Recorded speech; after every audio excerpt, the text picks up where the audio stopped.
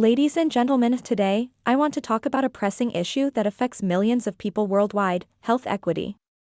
Health equity refers to the fair and just distribution of healthcare resources and services, without any discrimination or bias based on factors such as race, gender, socioeconomic status, or geographic location.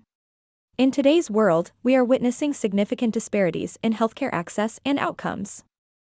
Many individuals, particularly those from marginalized communities, face barriers that prevent them from receiving the care they need.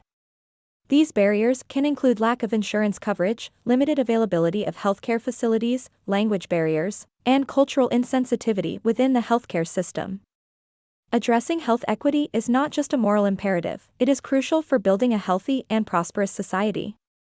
When we ensure that everyone has equal access to healthcare, we empower individuals to lead healthier lives, contribute to their communities, and fulfill their potential. To achieve health equity, we must work on multiple fronts. This includes implementing policies that expand healthcare coverage, investing in underserved areas to improve infrastructure and healthcare services, promoting diversity and inclusion within the healthcare workforce, and enhancing cultural competence in healthcare delivery.